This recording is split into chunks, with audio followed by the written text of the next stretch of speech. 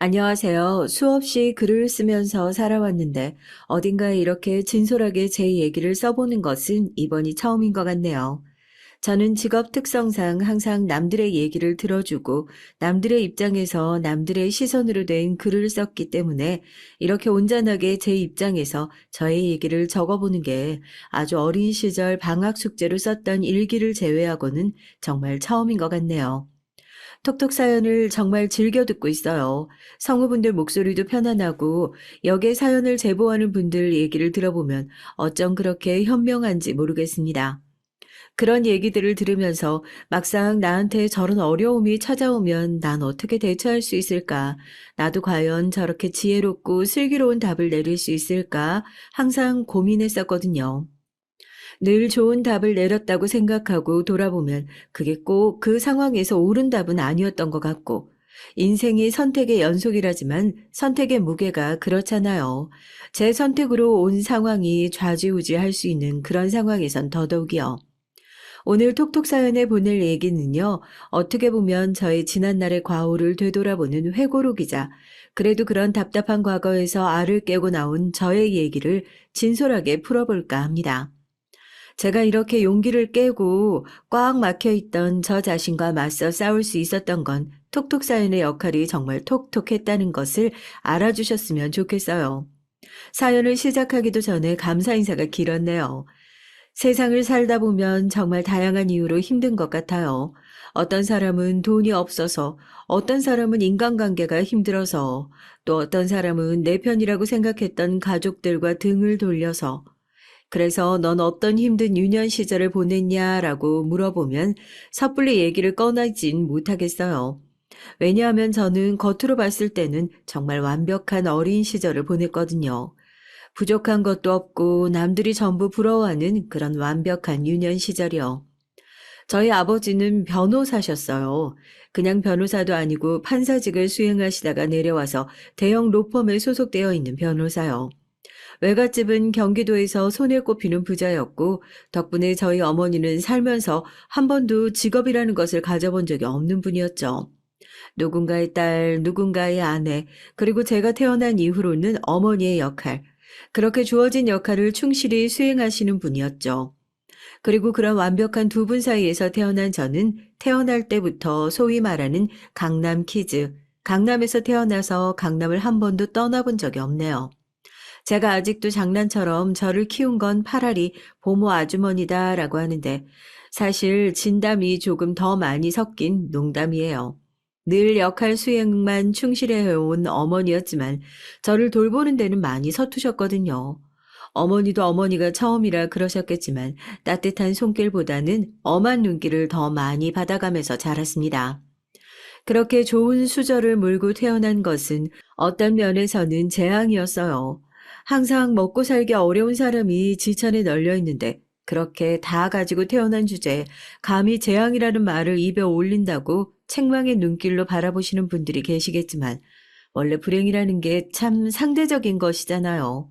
아무리 고민을 해봐도 재앙이라는 말보다 제 어린 시절을 잘 표현할 수 있는 단어가 없다 싶은걸요. 다시 얘기를 해볼게요. 그렇게 좋은 수저를 물고 태어났다는 것, 그렇게 완벽한 집안에서 태어났다는 것은요. 다시 말해서 작은 흠집이나 실수도 용납하지 못한다는 말이기도 합니다.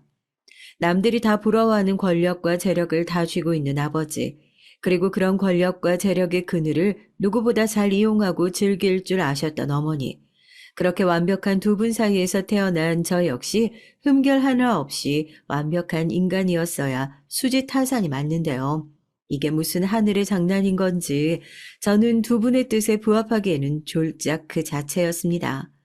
태어날 때도 10달을 채 못 채우고 나왔거든요. 그렇게 급하게 어머니 뱃속에서 나왔기 때문일까요? 유치원을 다닐 때는 말을 더듬는 습관이 굉장히 심했어요. 처음에는 이게 장애인가 싶어서 유명한 병원에도 가보고 대한민국에서 내로라 하는 아동 전문 의사도 찾아가 보고 했는데 신체적인 문제가 아니라 정신적인 문제라고 하더라고요. 부모님은 절망하셨죠. 아직 제대로 연글지도 못한 아이의 머리 문제가 있다는 뜻이었으니까요. 그러나 절망하셨을 뿐 절대로 인정하진 않으셨습니다. 돈 많은 집에서 문제는 고치면 그만인 일이었으니까요. 그래서 언젠가부터는 입을 꾹 다물게 됐어요. 하고 싶은 말이 너무 많았죠. 날씨가 좋아서 친구들이랑 재밌게 놀아서, 때로는 속상해서, 부모님한테 한창 제잘거리고 싶은 나이지만 제가 입을 열고 말을 더듬기 시작하면 부모님은 엄한 표정으로 회초리를 꺼내 들었어요. 그게 싫어서 어느 순간부터 입을 꾹 다물었던 겁니다.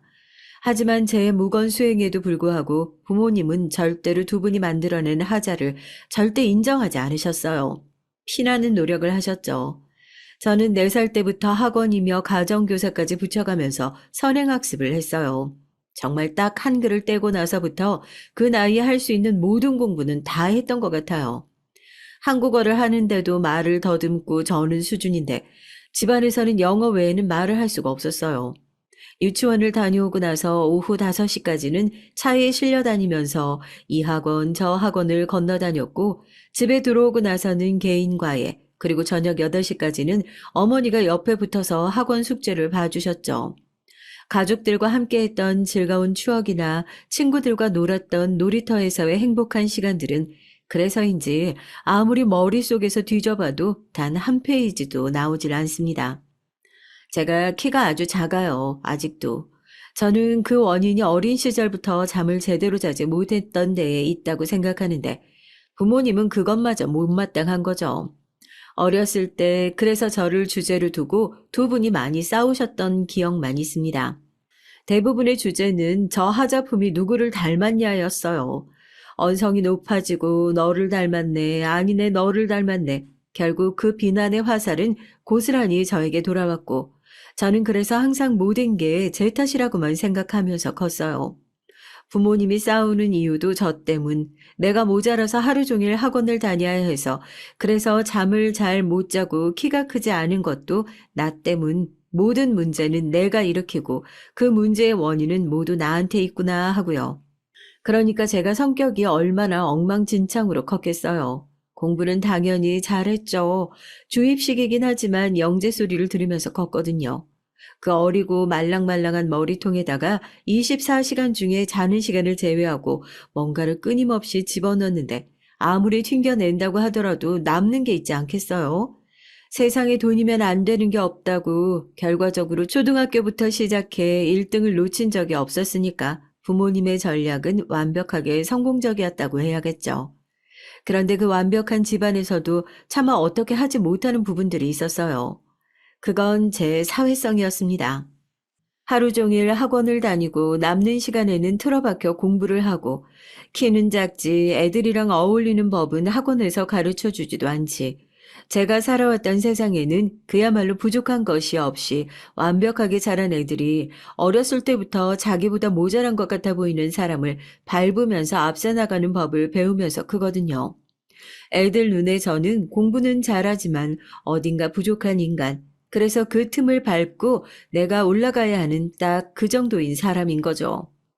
제가 친구들이랑 어울리는 법도 몰라서 학교에서 그렇게 허덕거리고 있는 동안 저희 부모님은 뭘 했냐면요. 저한테 친구를 만들어주려고 하셨어요. 학교에서 어울릴 만한 좋은 집안의 자제들을 뽑아서 그룹 과외를 시키면서요. 친구를 만들어주는 목적도 딱 하나였죠. 중학교, 고등학교로 올라가면서 단순히 공부만 중요한 게 아니라 내신을 신경 써야 하는데 그러기 위해서는 학급 활동도 해야 했고 학생회 활동도 해야 했거든요. 그러니까 제 주변에 있는 환경까지 전부 부모님께서 설계를 해 주신 거죠.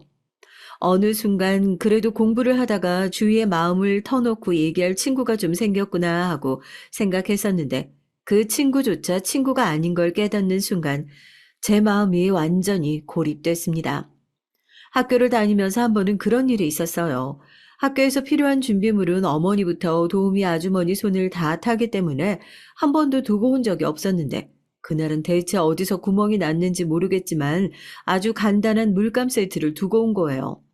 친구들 사이에서 널린 게 물감이고 팔레트에 짜기만 하면 다시 쓰지 않으니까 저도 대수롭지 않게 친구들한테 빌리면 되겠다 생각하고 있었는데 미술 시간이 다가오고 평소에 친하게 지내던 그러니까 그룹 과외를 하던 친구들에게 물감을 빌리러 가니까 그러는 겁니다. 나 그거 없는데 하고요.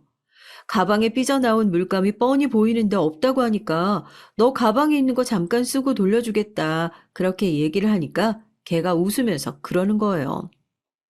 왜? 너 니네 아빠한테 전화해서 가방에 있는데 안 빌려준다고 이랬지? 너 혼자서는 말도 못하잖아. 니네 아빠 아니면 친구한테 말도 못 거는 거 아니었어? 반 친구가 그 얘기를 하고 애들은 기다렸다는 듯이 저를 비웃는데 순간 눈앞이 까맣게 변하면서 어딘가로 혼자 뚝 떨어진 기분이 들었습니다. 가장 비참했던 건요. 그 친구가 한 말 중에 틀린 게 하나도 없었거든요. 정말 저는 부모님이 없이는 준비물 하나도 빌릴 수 없는 등신 같은 사람이 되어 있었던 거죠. 그날 처음으로 가방을 싸들고 학원이고 뭐고 다 빼먹고 집으로 돌아갔어요. 무단 결석 소식에 집안은 난리가 났고 어머님은 여기저기 전화해서 어떻게든 결석 처리가 안 되게 하려고 진단서를 떼고 학교에 전화를 하고 저는 아버지한테 정말 죽도록 맞았던 것 같아요. 학교에서 무슨 일이 있었는지는 알지만 그런 사소한 일 때문에 가방 싸들고 집에 올 정도의 정신머리를 가지고 절대 아빠 같은 사람이 될 수 없다고요. 전 살면서 아버지 같은 사람이 되어야겠다 한 번도 생각했던 적이 없었는데 말입니다. 부모님은 확실한 목표가 있었어요. 특히 아버지가 더 그러셨죠. 저희 집안이 모두 법조인 출신이에요. 할아버지는 중앙지법 부장 판사까지 하셨고 아버지도 중앙지법에서 판사 출신으로 로펌 일을 하고 계셨으니까 너도 당연히 법조인이 되어야 한다. 너도 당연히 판사가 되어야 한다 하고 당연히 중앙지법까지는 가야 한다는 얘기를 귀에 딱지가 않도록 들었던 것 같아요.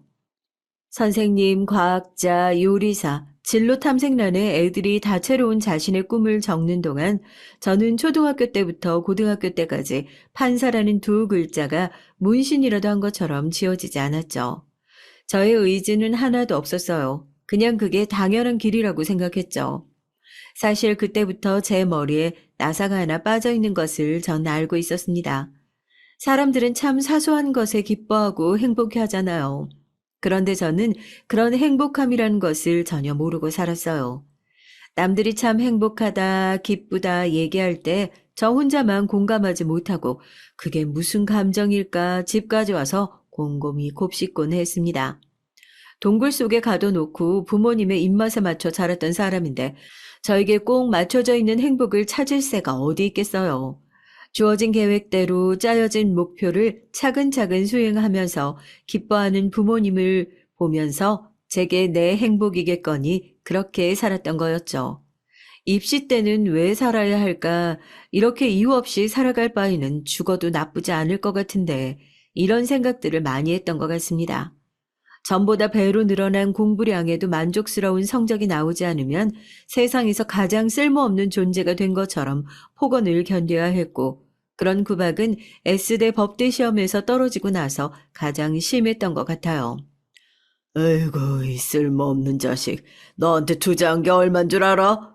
남들한테 너 정도 투자했으면 너보다 훨씬 더 나은 사람이 됐을 거다. 남들은 없어서 못 먹는 것들인데 너는 떠서 입에 넣어줘도 못 받아 먹으니 내가 할아버지 뵐 낯이 없어. 어디 가서 내 자식이란 소리 듣고 싶으면 적어도 기본은 하면서 살아라. 아버지의 기본, 저에게는 너무나도 높은 허들이었지만 그걸 달성하지 못하는 이상 전 영영 쓸모없는 자식 취급을 받을 거라는 게 너무나도 명확했습니다. 제가 입시를 준비할 당시에는 로스쿨 제도가 생기기 이전 사법시험이 존재할 때였고 저는 보기 좋게 첫 시험에서 낙방하고 말았죠. 낙방이라고 해도 서울에 있는 어지간한 명문대에는 합격할 수 있는 성적이었지만 오로지 S대 법대라는 목표 때문에 재수를 하게 됐고 부모님의 끈질긴 독촉에 정신병으로 입원하기 직전 대학을 합격하게 됐습니다. 집에서 학교까지의 거리를 왔다 갔다 하는 시간을 아껴 공부를 해야 한다면서 학교 근처에 자취방을 하나 얻어주시고 부모님의 시야에서 멀어지고 나니 그래도 조금은 숨통이 트이는 느낌이었어요. 참 모순적이지만 제 인생에서 가장 편안했던 시기를 꼽아보려고 한다면 법대에 진학하고 사법시험을 준비하느라 가족들과 연락조차 거의 하지 못하고 지냈던 그 수험 시기였던 것 같아요. 학교는 나쁘지 않았습니다. 친하게 지내는 사람도 없었지만 학교에 모여 있는 대부분의 사람들이 저와 마찬가지로 가둬져서 공부만 하는 사람들, 시험 합격만을 목표로 하는 사람들이라 중고등학교 때와 달리 유치한 괴롭힘들에서는 벗어날 수 있게 됐죠. 그래도 그동안 거의 습관처럼 공부를 해왔던 덕분인지 사법시험에는 한 번에 붙을 수 있었어요. 저희 사회에서 오랜 속설처럼 전해오는 말이 하나 있거든요. 소년 등과는 인생 3대 불행 중 하나라고요. 일찍 고시에 합격하면 젊은 나이에 관직에 앉아 성공 가도만 달릴 것 같은데 오히려 고시에 여러 번 떨어져 본 사람들이 성숙하고 내공을 갖출 수 있다고.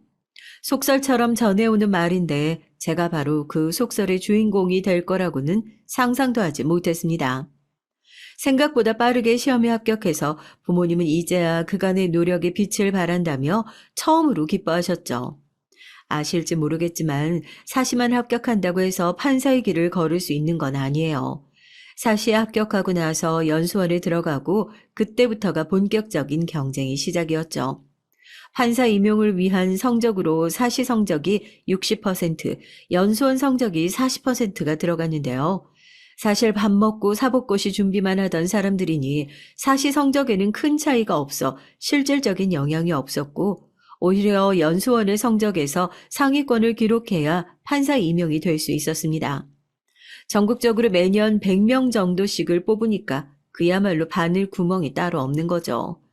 그런데 믿기지 않으시겠지만 우중충한 인생을 살아왔던 제가 연수원에 들어가서 당시에 저희 기수 사이에서 얘기가 나올 정도로 우수한 성적을 받아들게 됐어요.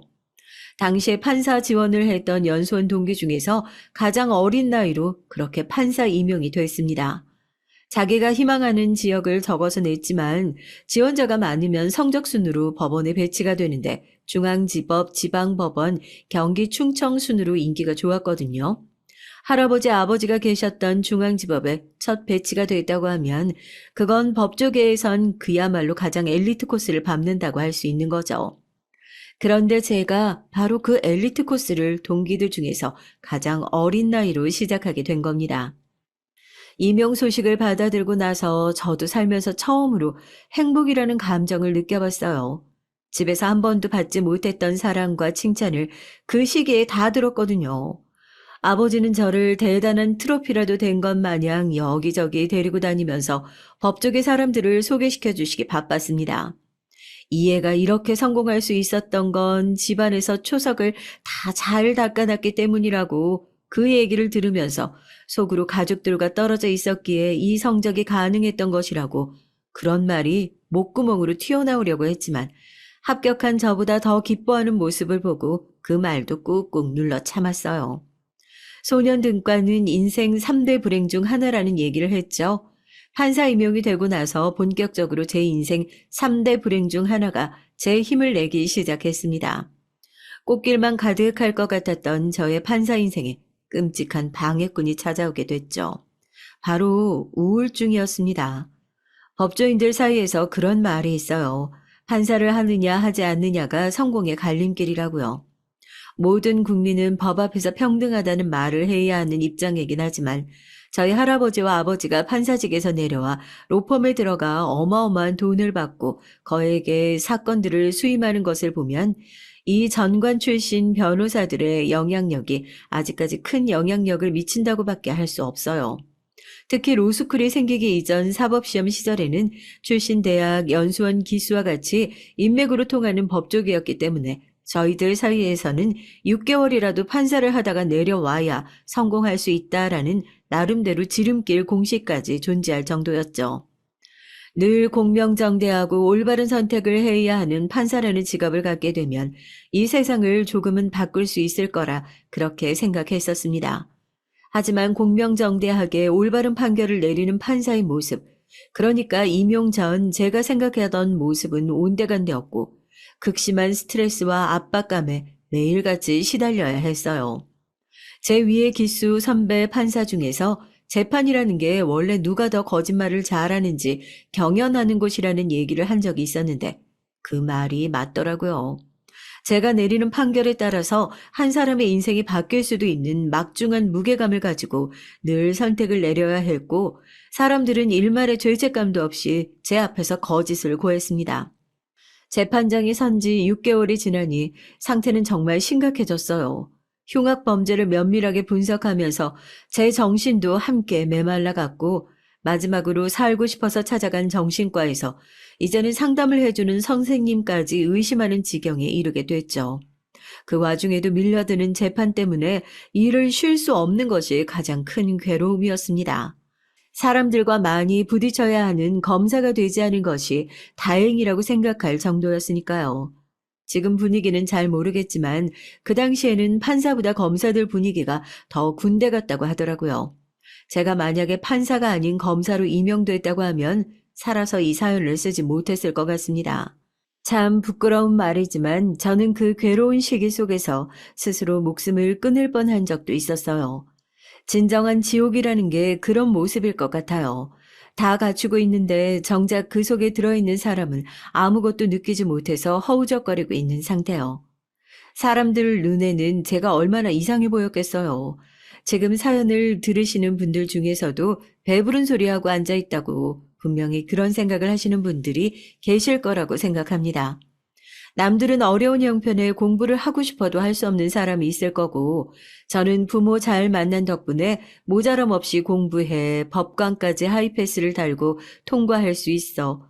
그렇게 다 가진 주제에 사회생활도 못했고, 사람들이랑 어울리는 법도 모르겠고, 판사가 정말 나에게 맞는 직장인지도 모르겠고, 이런 얘기들이 얼마나 배부른 소리로 들릴지 잘 알고 있어요. 그렇기 때문에 제 인생이 더욱 지옥 같았죠. 제 마음은 항상 죽은 것 같았는데 그런 제 마음을 이해해주는 사람이 이 세상에 단 한 명도 없었으니까요. 그래도 살아야 했죠. 살고 싶어서 아버지에게 이 사실을 고백했었던 적도 있었습니다. 태어나서 처음으로 아버지에게 딱이라는 것을 맞아봤어요. 새빨갛게 부어오른 뺨보다 부모한테조차 이해받지 못하는 제 마음이 더 아팠습니다. 전 당장이라도 죽을 것 같아서 마지막으로 손을 내밀었는데 그래도 가족이라고 생각했던 사람이 그 손을 매몰차게 내치는 것 같아서요.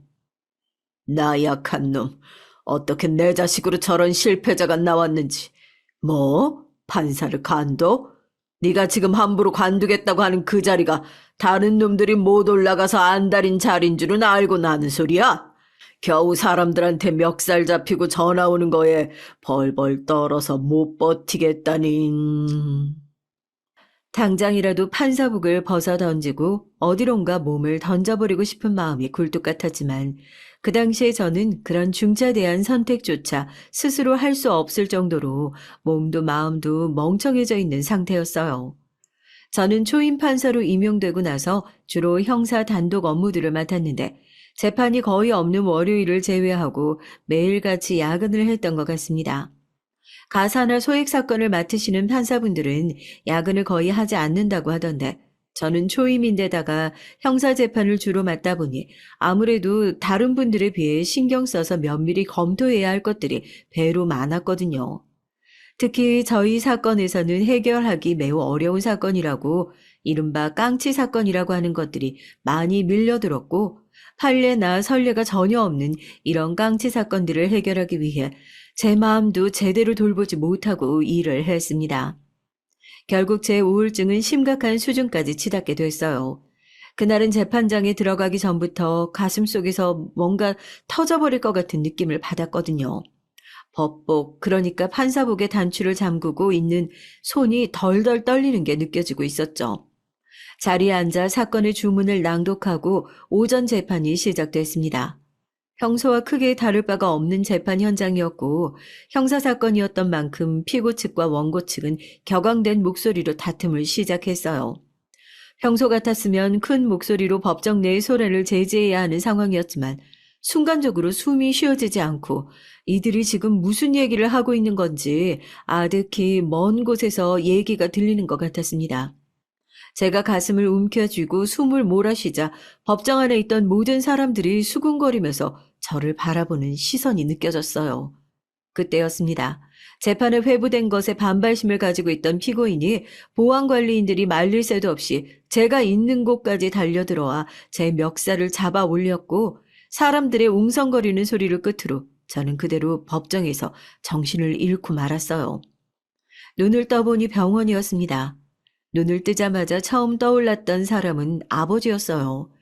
법정에서 이 소란이 일어났던 것이 아버지 귀에도 분명 들어갔을 텐데 어떤 반응이실지 당장 피고인에게 멱살 잡혀 기절한 판사라는 소문에 얼마나 수치스러워하실지 이제 막 깨어난 저는 그런 거나 걱정하고 있었죠. 병원에서 눈을 뜨고 제 곁을 지키고 있어주는 가족 하나 없이 저 자신조차 저를 걱정하지 않고 있다는 사실을 깨닫고 난 뒤 얼마나 괴로웠는지 모릅니다. 어쩌면 충동적인 결정인지도 모르겠습니다만 전 그렇게 병원을 퇴원하고 법원으로 돌아가서 바로 사직서를 제출하게 됐어요. 1년이라는 짧은 시간, 연수원에서 우수한 성적을 받았고 중앙지법에서 끌어줄 수 있는 든든한 동아줄을 쥐고 있는 저를 선임들은 모두 말렸습니다. 사직서 대신에 그냥 질병 휴직을 내는 게 어떻겠냐고요.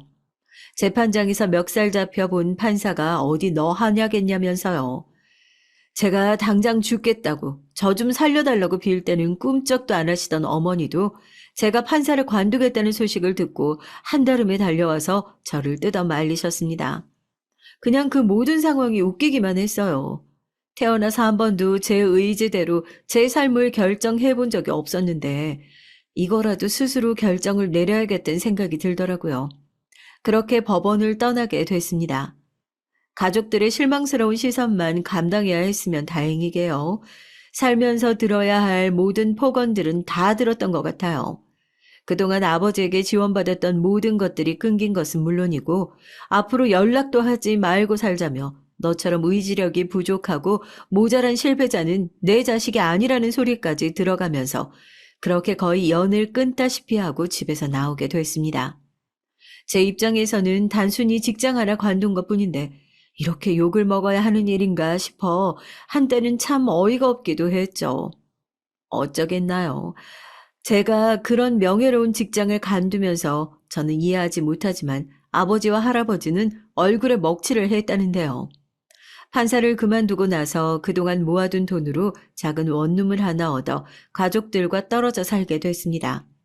다른 사람들은 가족들과 인연을 끊고 살면 가족들에게 버림받았다는 생각 때문에 괴로움을 느낀다고 한다던데 저는 오히려 전에는 한 번도 느껴보지 못했던 편안함이 느껴지더라고요.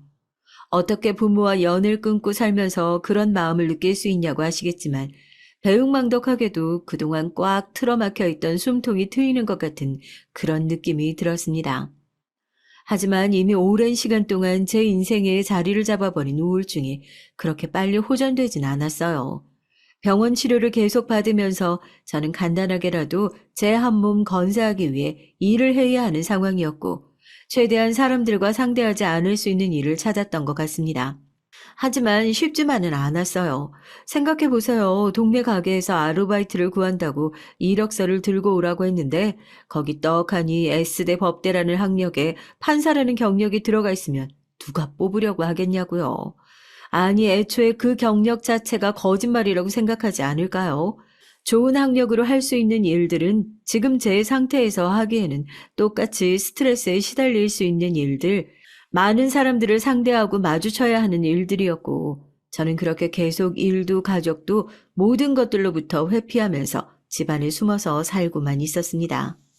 그때 제 갑갑하고 깜깜했던 동굴 같은 인생에서 손을 내밀어주고 호흡기가 되어주었던 것이 남편이었어요.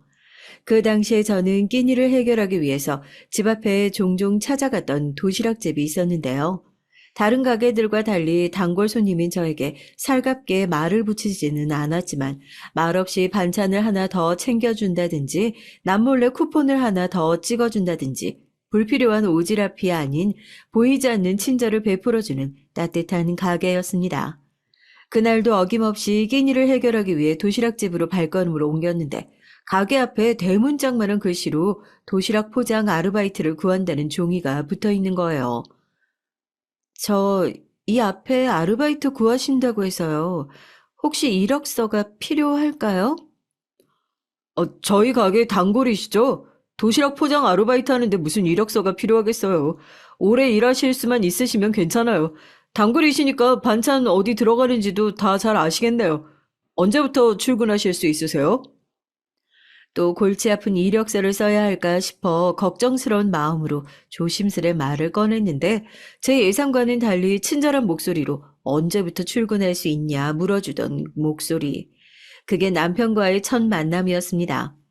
결혼을 한 이후에야 들은 얘기지만 그때 당시 남편은 제가 가게에 찾아온 이후로 처음 말을 건 거라서 그거에 더 놀랐다고 하더라고요. 하도 말도 없이 조용히 와서 조용히 가던 터라 혹시라도 말을 못하는 사람인가 하고 자기도 딱히 말을 건넨 적이 없었다고요. 그런 얘기만 들어도 얼마나 배려심이 많은 사람인 줄 아시겠죠. 어떻게 보면 단순 노동 중에서도 가장 단순 노동. 불과 몇 개월 전까지만 하더라도 판사복을 입고 있던 사람이 아파트 앞 도시락 가게에서 도시락 포장이나 하고 있다는 게 흔히 상상할 수 있는 풍경은 아니지만요. 정말로 그 일을 하고 남편을 만나면서 제 어두침침하던 인생에도 한 줄기 빛이 찾아온 것 같은 느낌이었습니다. 남편은 모든 사람에게 따뜻하고 다정한 사람이었고 늘 법정에 찾아오는 사람들을 의심하고 경계하기 바빴던 저도 그런 남편과 함께하면서 사람을 편견 없이 의심 없이 대하는 법을 배워나가기 시작했어요. 사람이 얼마나 선한 본성을 가지고 있는 존재인지, 이웃이라는 건 또 얼마나 따뜻한 존재인지, 그런 것들을 배우면서 동굴 깊숙한 곳에 들어가 있던 저도 조금씩 바깥으로 빠져나올 수 있게 됐습니다. 사람과 대화하기 싫어했던 저는 어느덧 사장님과 아르바이트생의 관계를 넘어선 가장 친한 말벗이 생기게 됐고, 이제는 미래를 함께 그려나가는 연인 관계로 발전하게 됐어요. 하지만 결혼을 준비하는 과정에서도 남편에게 저에 대한 얘기를 솔직하게 털어놓지 않았어요. 사실 털어놓지 못하겠다고 하는 게 맞겠죠. 학력이나 이전 경력을 숨기려고 작정한 건 아니었지만 아르바이트를 하는 과정에서 둘러댄 얘기들을 해명할 시간조차 없었을 뿐더러 결혼 허락을 받기 위해서 찾아갔던 집에서도 문전박대를 받았기 때문입니다. 나가서 정신 차리고 살 줄 알았더니 뭐? 결혼? 그것도 뭐라고? 도시락 장사? 이제 너한테는 기가 차서 화를 낼 기운도 없다. 결혼 허락을 받으러 왜 집구석으로 다시 기어 들어왔는지 이해도 안 되는구나. 네가 언제 내 딸인 적이 있었냐? 허락이라는 건 부모와 자식 간에 가능한 일 아니던가? 당장 내 집에서 나가라. 너 같은 자식 둔 적 없으니까. 돌아오는 냉담한 시선, 축복 어린 말들로 결혼을 허락해 주실 거란 예상도 하지 않았지만 아예 자식 취급도 하지 않고 저를 쫓아내실 거라고는 더더욱 예상도 하지 못했기에 충격이었어요. 그런 상황에서 어떻게 이 긴 사연을 남편에게 다 얘기할 수 있었겠어요. 제가 살아왔던 힘들고 아팠던 시간들을 구구절절 얘기하는 대신에 그저 가족과 연을 끊고 살고 있고 변변찮은 대학에 나왔다는 얘기로 얼버무리고 말았죠. 참 미안하고 고마웠던 건 그런 염치 없는 제 조건에도 남편은 사연 없는 사람이 어디 있겠냐며 당신 참 힘들었겠다고 웃으며 저를 받아주었다는 겁니다. 텅 빈 가족석으로 올린 결혼식이었지만 남편의 손을 잡고 결혼식장을 들어간 이후로 제 인생이 완벽하게 달라졌다는 생각이 들어요. 다정한 남편, 그리고 그 남편만큼이나 현명하고 따뜻하신 시부모님을 만나고 나서 저에게도 진정한 가족이 생긴 것 같았죠. 모든 걸 다 가지고 있었음에도 늘 부족한 사람이라고 느꼈던 저에게 항상 아낌없는 칭찬을 해주셨고 별것도 아닌 일에 칭찬을 받으면 어깨가 으쓱해지는 기분이었습니다. 정말 제가 별 볼 일 없는 사람이구나. 나도 사랑을 받을 만한 가치가 있는 사람이구나 하는 생각이 들었죠. 그런데 시댁 역시 수많은 사람들이 모이는 작은 사회라는 사실을 왜 몰랐을까요? 이제는 꽃길만 걷겠구나 싶었던 저의 시집살이에도 브레이크가 걸리게 됐습니다. 이제 다시 찾아오지 않을 거라 생각했었던 제 인생의 지옥이 다시금 문을 두드리기 시작한 건 남편의 두 남동생, 그러니까 시동생들이 결혼을 하고 집에 동서들이 들어오기 시작했을 때부터였어요. 대기업에 다니고 있는 두 동서가 서울대 출신이라는 얘기를 들었을 때 속으로 얼마나 철렁하던지요. 저도 고학력자인 마당에 고학력자에 대한 편견을 가지고 있는 게 웃기긴 하지만 여태 제 주변에 있었던 사람들이 그랬거든요. 하루 종일 공부만 하는 사람들이니 뭐 인성이나 마음 수양을 할 여유가 얼마나 있었겠어요. 공부를 잘하는 게 서열을 매기는 순위가 되는 거고 그게 자연스러운 분위기 속에서 자라왔으니까 마냥 그 사람들을 욕할 것도 아니었죠. 그런데 또다시 그런 사람들과 시댁에서 엮이게 되는 건 또 다른 의미로 고역이더라고요. 동서, 이번 회사에서 프로젝트 하나 들어간다고 하지 않았어? 그거 관련해서 자문 필요하면 나한테 연락해. 아, 왜 우리 친척 언니 중에 지금 변호사 하고 있는 언니 하나 있잖아. 기업 관련해서 법률 자문 많이 해주시는 분이라 원래는 한참 대기해야 하는데 식구가 좋은 게 뭐야? 이럴 때 돕고 사는 거지. 어머, 정말요? 형님, 이번 주에 바쁘세요? 주말에 백화점이라도 같이 가요. 그러게요. 식구면 서로 사는데 보탬이 되고 해야 되는데, 이건 뭐 보탬 되는 사람이 있는 반면에, 나중에 짐이나 되지 않을까 걱정스러운 사람도 있어서 원. 아우, 듣는 이 형님 서운하시겠다. 아, 왜 그래도 나중에 회사로 도시락 배달이나 한번 시키면 되지. 형님, 저희 야근할 때 배달이나 한번 와주세요. 식구들끼리 돕고 살아야 되는데, 형님네가 도와주실 수 있는 건 아무래도 그런 것밖에 없지 않겠어요? 보이지 않는 왕따, 소위 은따라고 하죠. 며느리들 간에 보이지 않는 기싸움 속에 저는 또다시 밀려나기 시작했습니다. 처음에는 저를 겨냥하는 말들이라고 생각하지 않았어요. 가족 모임에 올 때마다 저를 쏙 빼놓고 선물을 준다거나 저를 쏙 뺀 단체 카톡방을 만들어서 술 마시자 밥 먹으러 가자 이런 얘기들을 하고 있다는 사실을 알게 됐죠. 죽으림을 다해서 그 지옥 같았던 집에서 겨우 탈출했다고 생각했는데 돌고 돌아서 결국 다시 제자리로 온 것만 같아 괴로웠습니다. 동서들의 무시와 괴롭힘은 날이 갈수록 더욱 심해져 갔어요. 그런 사람들을 어디 한두 번 보나요? 대응하지 않는 게 가장 좋은 대응 방법이라 생각하고 무대응으로 일관하고 있었는데 오히려 아무런 반응도 하지 않으니까 더욱 괴롭히기가 만만한 상대라고 인식한 모양이었어요. 생각해보니 과거 저를 괴롭혔던 수많은 친구들은 저희 집안이라는 든든한 배경을 보고 그나마 몸이라도 사리는 눈치였지만 동서들이 지금 보고 있는 저는 맥도 없고 부모 형제 하나 없는 학교나 제대로 졸업했을까 싶은 별 볼 일 없는 인간이었으니까요. 얼마나 만만해 보일까 싶더라고요. 그런데 설령 정말로 그렇게 만만한 사람이라고 해도 절대 건드려서는 안 되는 부분이 있잖아요. 동서들이 저만 가지고 그렇게 괴롭혔다고 한다면 전 정말 그 잔잔한 괴롭힘을 견뎌내면서 버티고 살았을지도 모릅니다. 그런데 제가 정말 참지 못하고 동서들을 들이받게 된 데는 저도 차마 참을 수 없는 그만한 이유가 있었기 때문이죠. 그건 바로 저희 남편이었습니다. 제 인생에서 가장 힘든 시기에 제 곁에 함께 있어줬던, 그래서 저에게 가장 소중한 사람인 남편을 건드리는 건 저도 가만히 참고 지켜볼 수만은 없는 노릇이었으니까요. 그날은 남편 생일이었어요. 나가서 외식을 하는 대신에 좋은 재료들을 사서 대접을 해주고 싶은 마음에 집으로 가족들을 불러 모았습니다. 들어오면서부터 평수가 어떻네. 이런 집에서 애나 키울 수 있을지 모르겠네. 자기들끼리 키득거리며 품평회를 하고 있는 동서들이 집으로 들어왔고 저는 가족들이 있으니 끓어오르는 화를 눌러 참으며 저녁을 대접했어요. 저희가 아무리 모자라게 산다고 하지만 나이 차이 얼마 나지도 않는 시동생들 생일에 매번 50만 원씩 봉투를 하면서 성의 표시를 했어요. 그 나이 먹고 선물을 고르는 것도 어렵고 차라리 마음에 드는 것을 살 때 좀 보태라는 마음으로 저희 살림에는 적지 않은 돈이지만 가족들 생일에는 무리해서라도 그렇게 챙기고 있었거든요. 당연히 남편도 그만한 대접을 받고 있을 거라고 생각했고 그런 곳에서 무시를 받을 거라고는 생각하지 않았습니다. 식사가 어느 정도 마무리되고 당연히 봉투를 건넬 거라고 생각했던 두 동서가 저에게 쇼핑백을 내밀더군요. 형님, 이거 아주버님 생신 선물이에요. 되게 비싸고 좋은 거라서 저희가 쓸까 하다가 그래도 생신이라 가지고 온 거예요. 평소에 좋은 소리, 싫은 소리 다 하더니 그래도 챙길 때는 제대로 챙기는구나.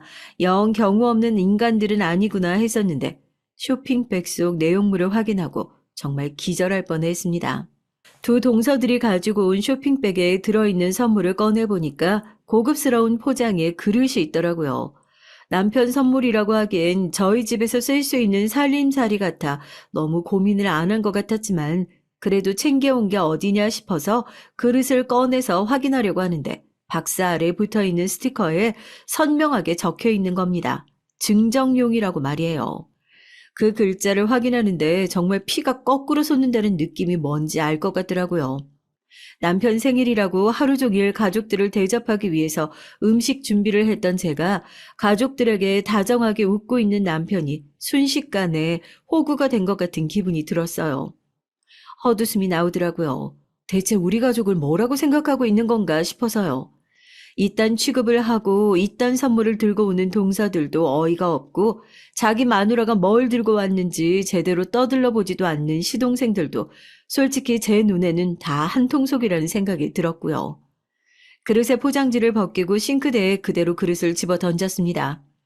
시끄러운 소리가 나니 식탁에서 하하호호 웃으면서 과일을 먹고 있던 시댁 식구들이 일동 조용해졌고 웅성거리는 소리가 났죠.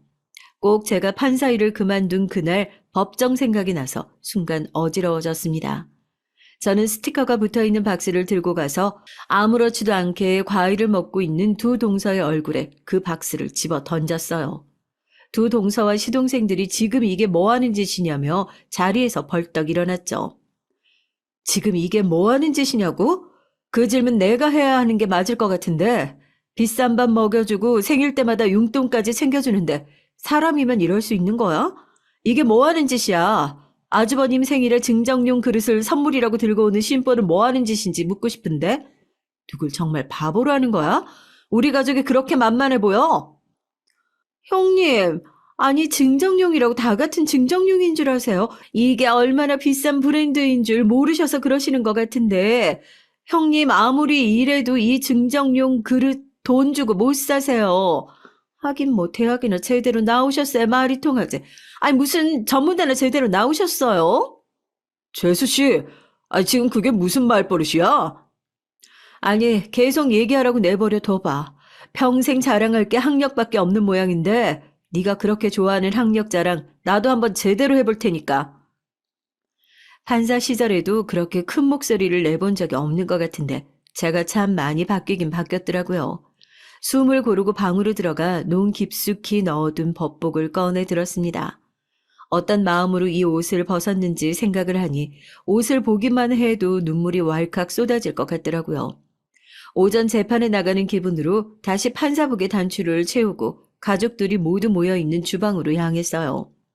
그때 저희 동서들의 표정을 보셨어야 했는데요. 법복을 입고 누가 봐도 판사의 모습을 하고 있는 저의 모습을 보고 그야말로 입을 떡 벌리고 이게 무슨 일인가 싶어 입만 벙긋거리고 있는 꼴이 정말 우습더라고요. 물론 남편도 놀란 건 마찬가지였습니다. 한번 제대로 설명한 적이 없었으니까요. 난감한 건 둘째치고 당황한 동서들 앞에서 서울대 법대 졸업장을 펼쳐 보였죠. 큰동서 친척 언니가 변호사라고? 어느 법대 출신이야? 연수원 몇 기고? 법조계에서 연수원 기수가 판사 입김이 얼마나 센지 모르나 본데 판사 말 한마디면 휘청휘청 하는 게 변호사 목숨줄이야. 그렇게 친척 언니 이름 팔고 다닐 정도면 그런 입김에는 안 흔들릴 정도로 뒷배가 좋나 보지? 감히 판사한테 학력 운운하면서 무시할 정도로 어마어마한 집안인 거 아니었어, 동서네가? 아니, 형님이 어떻게 서울대 법대를 한 번도 말씀하신 적이 없잖아요. 우리는 당연히 형님이 어디 별 볼 일 없는 전문대 출신일 거라고 생각하고. 아니, 판사인 줄 알았으면. 지금 그런 거 따지고 있을 때야. 당장 형수님한테 사과 안 하고 뭐 하는 거야. 하여튼 낄 때 안 낄 때 구분 못하고 내가 언젠가 당신 그 입 때문에 제대로 말아먹을 거라고 예상했었다. 제발 어디 나가서 입 좀 조심하라고 그렇게 말을 했는데도 형수님 죄송합니다. 이 사람이 공부만 하느라고 영 개념이 없어서 전 정말 그런 선물 준비한지도 모르고 있었어요. 그런다고 어디 잘못이 용서가 되겠어요? 제가 판사 출신이라 잘잘못 따져 묻는 건 정확해서요. 제대로 빌어도 모자랄 판에 저렇게 변명이나 하고 있는 꼴을 보니 어디서부터 어떤 식으로 엎어야 할지 제대로 감도 안 오네요. 감히 누구 남편한테 증정용을? 진짜 증정용 같은 인간들이 누군데 내가 이렇게 당하고 가만히 있을 것 같니? 그래도 둘 중에 눈치가 더 빠른 작은 동서가 먼저 납죽 엎드려서 자기는 정말 아무것도 모른다고 작은 형님이 시키는 대로 했을 뿐이라고 먼저 발을 빼더라고요. 같은 서울대 동문이라고 의리 지키자고 으쌰으쌰 할 땐 언제고 제 말 한마디에 이렇게 서로 금세 손절해버리는 걸 보니까 참 이 우정도 습자지나 다를 바 없이 얄팍하구나 싶어서 기가 막혔습니다. 즐거운 마음으로 준비했던 남편의 생일은 그렇게 아수라장이 됐어요. 큰 동서도 이제는 물러설 수 없는 상황이 됐다는 것을 눈치챈 건지 그제서야 본인 잘못을 인정하고 사과를 하더군요. 제가 그 사과를 가만히 듣고만 있었겠습니까? 사과할 상대가 잘못되지 않았냐. 다시 한번 남편한테 똑바로 사과를 하라고 소리를 치자 다 기어들어가는 목소리로 겨우 저희 남편에게 사과를 했어요. 어떤 세상인데 아직도 출신 학교 가지고 급을 나누고 따돌리고 창피하지도 않아? 내가 이 꼴 보기 싫어서 거기서 나왔는데 결혼하고 나서 또 이런 사람들이랑 살게 될 거라고는 상상도 못했다. 부끄러운 줄 알아야지, 동서. 그동안 얼마나 군뱅이 앞에서 주름 잡는 꼴이었는지 이제 알겠어? 졸업장이라는 거, 그거 결국에 한낱 종이 쪼가리일 뿐이야. 지금 얼마나 열심히 살고 있는지가 중요한 거지. 무슨 학교를 나왔는지, 무슨 일을 하고 있는지, 그게 내가 열심히 산 증거라도 되는 거야? 제발 부끄러운 줄 알아. 자랑할 거라고는 학벌밖에 없는 두 동서들은 그렇게 오랜만에 내린 제 판결 앞에서 창피함에 얼굴이 새빨개져서는 다 기어들어가는 목소리로 죄송하다는 말만 남기고 저희 집을 쏜살같이 빠져나갔어요. 아직도 이게 무슨 일인가 싶어 눈만 껌뻑거리고 있는 남편한테 이제는 제가 사과해야 할 차례였죠. 솔직히 사기 결혼이라며 결혼 무효 소송 당해도 저는 할 말이 없는 처지였습니다. 이번에는 숨기는 것 하나 없이 솔직하게 모든 것을 털어놨어요. 그동안 제가 어떤 인생을 살아왔는지 말입니다. 부모님과 어떤 식으로 인연을 끊어지게 됐고 판사 일은 왜 그만두게 됐으며 어렸을 때부터 지금까지 어떤 인생을 살아왔는지요. 남편의 이해를 바라고 한 얘기는 아니었습니다. 사실 결혼 전부터 솔직하게 말했어야 하는 얘긴데 너무 늦게 말했었던 거죠. 동서들만 나무랄 게 아니었어. 사실 당신을 가장 크게 속였던 건 난데. 내가 이렇게 보잘것없고 초라한 사람인 걸 알면 당신이 실망할까 봐 말을 할 수가 없었어. 여태까지 도망치기만 했으니까 이제서라도 솔직하게 다 얘기하고 싶어. 그동안 속여서 미안해. 그리고 고마워. 그리고 당신 만나서 내가 제대로 된 인생 살 수 있었어. 다행히 남편은 이런 저의 사정을 모두 이해해 줬습니다. 이혼까지 감수하고 사실을 고백했던 저는 회한의 눈물을 쏟아내며 남편에게 고마움을 표했어요. 그동안 남편한테 말 못할 사연을 숨기면서 살아온 제 마음은 어디 편했겠어요. 저도 그동안 숨기고 살아왔던 것을 내려놓으면서 정말 마음속에 품고 살아온 거대한 바위를 치워낸 것 마냥 속이 시원하더라고요. 톡톡 사연을 제보하는 지금 이제 제 인생은 또 다른 전환기를 맞고 있습니다. 저는 요즘 다시 변호사로 인생의 새 출발을 시작할 준비를 하고 있어요. 다시 법정에 설 수 있을 정도로 우울증도 좋아졌고 그 일이 있고 나서 오히려 큰 깨달음을 얻었다고 해야 할까요? 판사의 입장으로 공명정대한 판결을 내리는 것보다는 억울한 사람의 편에 서서 싸워주는 것이 오히려 제 성향에 잘 맞는 직업일 수도 있겠다 싶더라고요. 다행히 병가를 쓰지 않고 자진 퇴사한 내역 때문에 로펌에 들어가는 것도 어렵지 않을 것 같아 아마 다음 달 정도부터는 변호사로서 새로운 출발을 할 수 있지 않을까 싶습니다. 어떻게 될지 모르는 한 치 앞도 예측할 수 없는 게 인생이더라고요. 지금 당장 암울한 시기를 보내고 있으신 분들께서도 그 순간이 내 인생의 그래프가 뒤집어지는 전환점이 될 수 있다는 생각을 놓치지 않고 힘내어 버텨보셨으면 좋겠습니다. 그럼 이젠 또 든든한 변호사로 더욱 속 시원한 사연과 함께 또다시 톡톡 사연을 찾아오겠습니다. 안녕하세요. 저는 50대 남자입니다. 오늘은 정말 영화보다 더 영화 같고 드라마보다 더 드라마 같은 제 기구한 인생사를 좀 들려드릴게요. 어디다가 얘기라도 안 하면 정말 죽을 것 같아서 여러분들께 털어놓고 의견을 좀 구하고 싶습니다.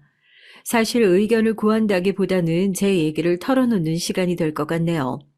저는 사업을 하시던 아버지 덕분에 부유한 유년기를 보냈어요. 외동 아들이라 모든 걸 아낌없이 저에게 주셨죠. 그러던 어느 날 아버님 사업이 망하고 그 충격으로 아버님이 병을 얻어 제가 고등학교를 다니던 시절에 돌아가셨습니다. 어머니도 그 이후로 병을 얻으셔서 몇 년 고생하시다가 돌아가셨고요. 한순간에 바뀐 환경에 적응할 시간도 없이 저는 사회로 내던져졌어요. 주변에 바뀐 시선 따위는 신경 쓰고 싶어도 그럴 시간이 없었죠. 아버지가 남기고 간 빚과 어머님의 병원비를 벌어야 했어요. 그래서 고등학교를 미처 졸업하지 못했고요. 그리고 할 수 있는 일은 다 했습니다. 그중 제일 구하기 쉽고 돈도 많이 주는 게 공사판에서 일하는 거였어요. 그렇게 가늠이 되지도 않을 돈을 갚기 위해 밤낮 없이 일을 했습니다. 그리고 10년 정도 만에 대부분을 갚았어요. 물론 완전하진 않았지만요. 그렇게 10년이 지나고 돌아보니 어느덧 28이 되어 있었습니다. 분명 제 기억에 엊그제 저는 18 고등학생이었는데 말이죠. 가족도 친구도 없이 덩그러니 남겨진 28, 1.5평 남짓한 작은 단칸방에 앉아서 안주도 없이 술을 마시는데 문득 그런 생각이 들더라고요. 이렇게 살아서 뭐 하나. 나는 여기서 이렇게 매일 눈 뜨고 일하고 이 작은 방에 쓰러지듯 잠이 들고 매일매일 이 생활을 반복하다가 언젠가 아버지처럼 병을 얻어 죽겠지. 그런 생각을 하니까 진짜 딱 살기가 싫어지더라고요. 그때 학교를 같이 다니던 친구들은 대학을 나오고 취직을 하고 이제 결혼을 하겠지. 나에게는 절대 허락되지 않는 삶. 술도 한 잔 들어갔겠다. 그냥 이대로 죽어버리자 싶어서 자취방 앞 슈퍼에 번개탄을 사러 갔어요. 술이 조금 더 취하면 용기가 더 날 것 같아서 소주 2병과 번개탄 하나를 사들고 자취방으로 들어가던 길이었죠. 어? 장훈 씨! 돌아보니 그곳엔 저희 공사장 격리일을 보는 아가씨가 서 있었습니다. 오순영, 그녀는 참 고왔어요. 홀어머니를 모시고 살았는데 그늘이라곤 전혀 느껴지지 않는 언제나 밝은 얼굴을 하고 있었습니다. 예쁜 얼굴 탓에 여기저기서 추파도 많이 던졌죠. 험한 남정네들밖에 없는 판이잖아요. 공사판이라는 곳이. 저도 잠시 그녀를 마음에 둔 적이 있었습니다. 착한 성품, 예쁜 얼굴, 그 공사판에서 일하는 남자라면 그녀를 마음에 두지 않은 사람이 없었죠. 안녕하세요. 안주도 없이 술 마시시게요? 그러면서 씩 웃더라고요. 그날 연탄구이집에서 둘이서 술을 마셨습니다. 살아온 얘기, 앞으로의 얘기들을 하면서요. 나중에 듣고 보니 그날 번개탄 든 걸 보고 말을 걸었다고 하더라고요. 오늘 혼자 두면 안 될 것 같다고 생각했었대요.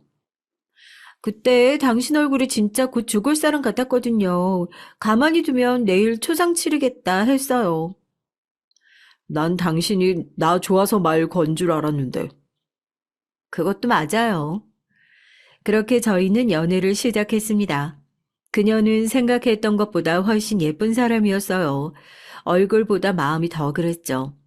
주변에서 김 씨는 무슨 복이냐고 다들 그럴 때 저도 진심으로 그렇게 생각했어요. 세상이 내게 시련만 주는 건 아니구나 하고요. 죽지 말고 한번 살아보라고 천사를 보내준 거라고 생각했습니다. 아내의 집에서는 처음에 저를 탐탁치 않게 생각했어요. 당연하겠죠. 뭐 하나 가진 것도 없이 학벌도 중졸이라 군대까지 안 다녀온 남자에게 그렇게 꽃 같은 딸을 보내다니요. 저 같아도 정말 쌍수를 들고 말렸을 겁니다. 하지만 저는 아내를 포기할 수 없었어요. 틈만 나면 찾아뵙고 설득을 했죠. 아내도 제가 얼마나 좋은 사람인지 장모님께 매일매일 말했다고 나중에 장모님이 그러시더라고요. 내가 졌어. 그래, 결혼해. 그렇게 저희는 연애를 하고 결혼을 했어요. 그녀는 제게 단지 연인이고 아내가 아니라 구세주이자 살아갈 이유였어요. 연애할 때는 그녀를 보기 위해 살아야 했고 결혼을 하고 나서는 그녀를 책임지기 위해 살아야 했죠. 그녀의 행복이 곧 제 행복이고 함께 있는 시간은 고단한 현실을 잊을 수가 있었습니다. 항상 불 꺼진 집에만 들어갔었는데 이젠 불이 켜져 있고 사람의 온기가 느껴지고 맛있는 음식 냄새가 나고 그런 따뜻한 집으로 들어간다는 게 매일매일이 그냥 꿈 같았어요. 이게 사람 사는 행복이구나 싶어서 매 순간이 벅찼습니다. 그러던 어느 날부턴가 아내가 어디가 좀 좋지 않은 것 같더라고요. 워낙 약한 사람이라 제가 걱정을 좀 많이 했어요. 병원 한번 가봐. 진짜 괜찮아. 내가 더 잘 알지. 그렇게 별거 아니라고 하던 아내가 어느 날 수줍게 말하더라고요. 오빠, 나 임신이래. 3개월이래. 상상도 못했던 얘기였어요. 처음에는 뛸 듯이 기뻤지만 제가 한 아이의 아버지가 된다는 사실이 좀 무서웠습니다. 그 아이의 인생이 나처럼 힘들면 어쩌나 하는 생각에 잠을 제대로 이루지 못했어요. 막노동판에서 벽돌이나 짊어지는 아빠의 아들, 평탄할 리 없는 인생이잖아요. 아내는 제 이런 고민을 다 알기라도 한다는 양 말하더라고요. 내 아들인데 착하고 예쁠 거야. 그런 거 다 괜찮아. 좀 부족해도 우리가 사랑으로 잘 키우면 되지. 오빤 나랑 오빠 사이에 아기가 생긴 게 싫어? 난 너무 행복한데. 그날 이후 앞으로 아내와 뱃속의 아이를 위해 더 열심히 살아야겠다 결심을 했어요. 일을 더 늘렸습니다. 사람들은 거기서 어떻게 더 늘리냐 독하다 했지만 정말 세상에 못할 게 없었어요. 없던 힘도 솟아나는 것 같았습니다. 그리고 불러가는 아내의 배를 보며 함께 행복해했죠. 아가야, 곧 엄마랑 아빠랑 만나자. 하지만 그런 행복도 잠시뿐이었습니다. 원래 몸이 약했던 아내는 임신 기간에도 내내 고생을 많이 했어요. 임신 중독증이랬나 산모가 위험할 수 있다는 얘기를 들었을 때 전 정말 단 1초의 고민도 없이 무조건 아내를 살려달라고 했습니다. 그러나 하늘은 제게 정말 이 꿈처럼 찰나 같은 행복만을 주고 다시 그 행복을 앗아가 버렸어요. 난산이었습니다. 출혈이 멈추지 않았다고 해요. 다행히 아이는 목숨에 지장이 없다고 그것만으로도 정말 천운이라고요. 천운은 무슨 순영이가 없는데 천운이라니. 저는 그 길로 병원을 나왔습니다. 아내의 목숨을 앗아간 아이를 보고 싶지 않았어요. 장모님에게 아이를 부탁한다는 쪽지만 남기고 나와 다시 술로 전전하는 삶을 보냈습니다. 공사장도 나가지 않았어요. 정말 그대로 죽어버릴 생각이었습니다. 아내는 제 인생의 전부였어요. 더 이상 그녀가 없는 집에서 먹고 자고 할 용기도 의지도 생기지 않았습니다. 그날은 술의 힘을 빌리지도 않았고요. 멀쩡한 정신으로 집 앞 슈퍼에서 번개탄을 사들고 들어오던 길이었어요. 김서방. 익숙한 목소리에 움찔하고는 돌아보니까 장모님이 아기를 안고 서 있었습니다. 얼굴이 보이지도 않는 아이를 향해 인상을 찌푸렸죠. 보고 싶지 않았거든요. 데리고 가세요. 꼴도 보기 싫어요. 우리 순영이 죽인 그 애. 자네 아들이야. 장모님이 못 키우시겠으면 어디 고아원에라도 가져다 버리세요, 그냥. 아이, 그게 무슨 소린가? 순영이가 목숨 걸고 낳은 아이네. 하늘에서 얼마나 슬퍼하겠나. 아무래도 상관없어요. 순영이도 없는데. 그렇게 집으로 들어가려던 저에게 장모님은 억지로 그 아이를 안겨줬어요. 그때 처음으로 아이의 얼굴을 봤습니다. 얼굴도 보지 않고 병원을 나왔었거든요. 순영이랑 똑같지? 그랬습니다. 아이의 얼굴은 정말 놀라울 정도로 지 엄마를 꼭 빼닮아 있었어요. 그 얼굴을 보고 그 자리에 주저앉았습니다. 그리고 정말 펑펑 울었어요. 아내가 죽고 그렇게 운 건 그날이 처음이었습니다. 시간이 좀 지난 뒤 들어보니 장모님은 일부러 아이를 제게 주고 가신 거더라고요. 제가 죽을까봐 말이죠. 그렇게 저의 두 번째 생명줄은 제 아들이 됐습니다. 지 엄마를 쏙 빼닮아서 예쁜 아들. 그 아들을 두고 죽을 수는 없었어요. 저는 그렇게 다시 공사판으로 나갔습니다. 일을 하는 시간에는 장모님이 아이를 봐주셨고요. 다시 벽돌을 나르고 시멘트를 나르고 누가 보면 40대라고 오해할 정도로 외모도 몸도 지쳐갔지만 아이를 보고 살았습니다. 아이가 초등학생이 되던 그 해에 장모님이 오랜 지병으로 돌아가셨어요. 그 뒤로 세상에는 정말 아들과 저 둘뿐이었습니다. 혹시나 주위에서 놀림이라도 받을까 해달라는 건 무슨 수를 써서든 다 해줬어요. 어린 시절 갑자기 무너진 집안 때문에 손가락질 받던 게 생각이 났기 때문이었어요. 순영이와 저의 아들이 그런 감정을 느끼는 게 싫었거든요. 제가 한번 느껴봤기 때문이겠죠. 아들이 커가면서 해줘야 할 것들이 점점 많아졌지만 제가 일을 더 늘리면 되는 거였어요. 주변에서 다들 대단하다고들 했습니다. 중학생이 되고 사춘기에 접어들면서 아이와 말할 수 있는 기회가 더 없어졌죠. 물론 그전에도 밤낮 없이 일만 했기 때문에 아이와 마주 앉아 제대로 밥 한 번 먹은 적 없긴 했지만 중학생이 되고부터는 부쩍 저를 많이 피하더라고요. 아빠랑 이번 주에 같이 밥이나 먹자. 싫어요. 친구들이랑 놀러 가기로 했어요. 아, 그럼 엄마 제사는 일찍 들어올 수 있지? 몰라요. 방에 들어가면 방문은 걸어 잠그고 나오질 않았고 집에도 부쩍 늦게 들어왔어요. 그것 때문에 고민이라고 하면 주위에선 그 또래 남자들은 다 그렇다고 조금 크면 괜찮아진다 했습니다. 저도 그렇게 생각했고요. 그래서 그냥 뒀습니다. 아들은 커갈수록 엄마를 더 닮아갔죠. 정말 예뻤습니다. 남자아이인데 말이죠. 걸어가면 주변에서 다 수군거릴 정도였어요. 듣자 하니 자기 학교뿐 아니라 옆 학교까지 다 소문이 났더라고요. 지 엄마가 그렇게 예뻤으니 당연한 일이었죠. 그렇게 고등학교로 가고 얼마 지나지 않았을 때였습니다. 어느 날 명함 하나를 들고 왔더라고요. 보아하니 연애 기획사 명함 같았습니다. 이게 뭐야? 나보고 연예인 하래요. 믿을 만한 곳이야? 애들이 그렇다고 하더라고요. 저는 하고 싶어요. 부모님 동의가 필요한 거냐? 네, 그리고 학원비 내야 한다고 하더라고요. 연습생 기간 동안 학원비를 내야 한다고 하더라고요. 부담이 됐지만 지 스스로 뭔가를 하고 싶다고 처음 얘기한 거였기 때문에 들어줬어요.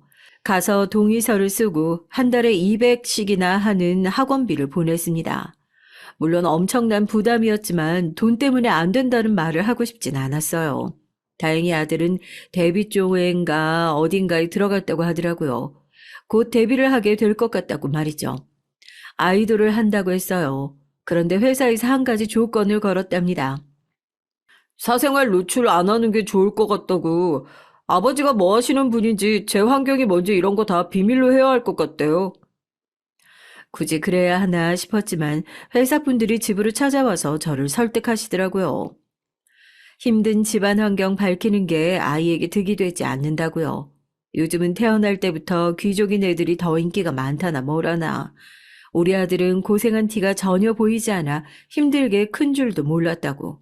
당연하죠. 제가 그렇게 키웠으니까요. 아들은 숙소 생활을 시작했다며 집을 나갔습니다. 그리고 집에 오지 않았어요. 전화를 하면 늘 연습하느라 바쁘다, 시간 되면 가겠다는 말만 했습니다. 그렇게 얼마가 지났을까요? 어느 날 직장 동료가 헐레벌떡 저를 찾아왔어요. 김씨, 아, 이거 김씨 아들 아니야? 하면서 보여준 영상엔 정말 아들이 환하게 웃으며 다른 남자아이들 몇 명과 춤을 추고 노래를 하고 있었죠. 영문을 모르겠다는 얼굴로 보고 있자 동료가 그러더군요. 아야, 아들 데뷔한 것도 몰랐어. 한두 달 된 것 같은데. 아, 우리 딸이 그러는데 요즘 엄청 인기 많대.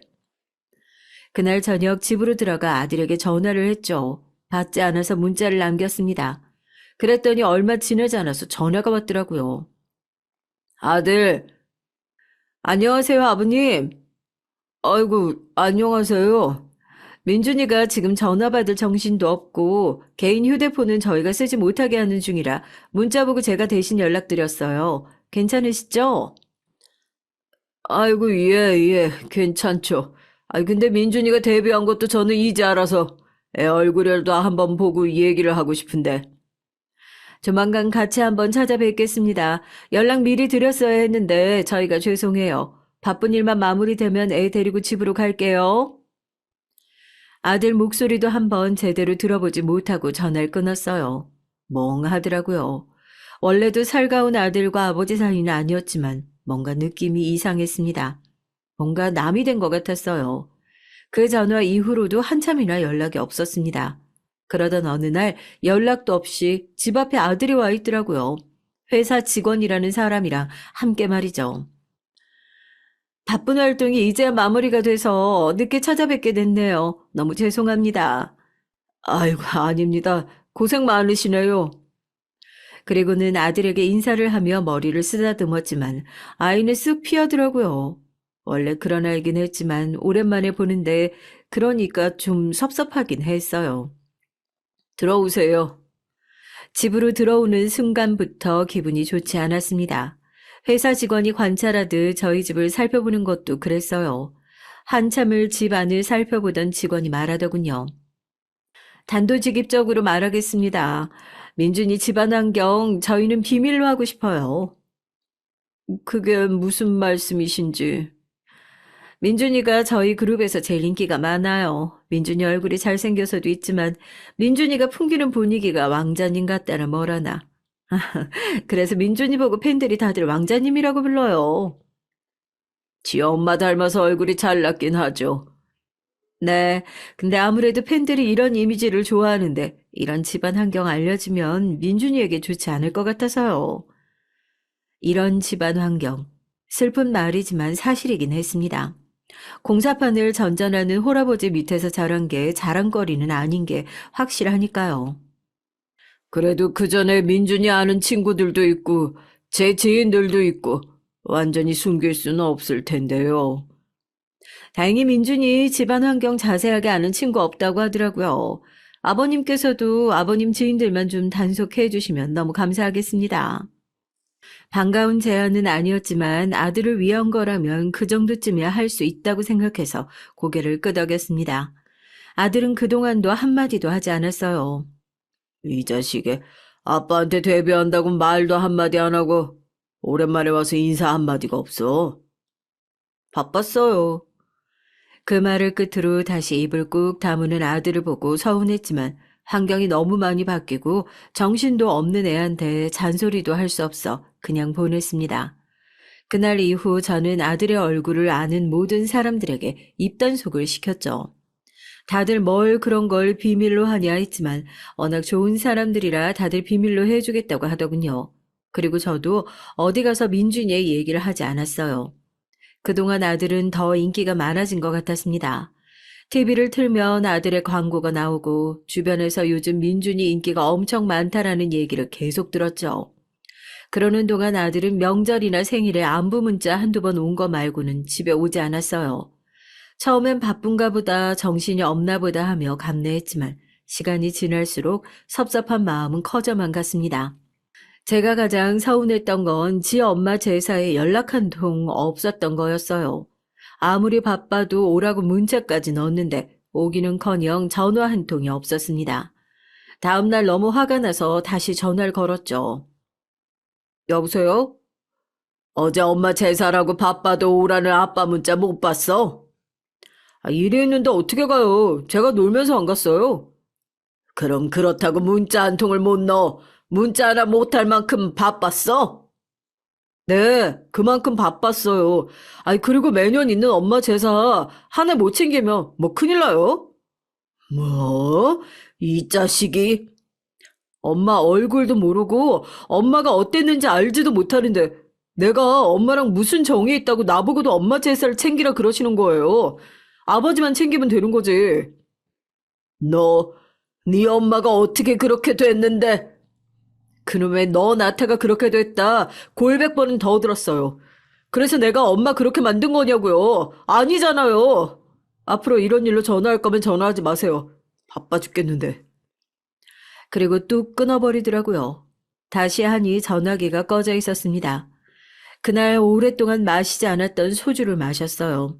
속상하다는 말로는 설명이 다 안 됐습니다. 슬프고 서러웠어요.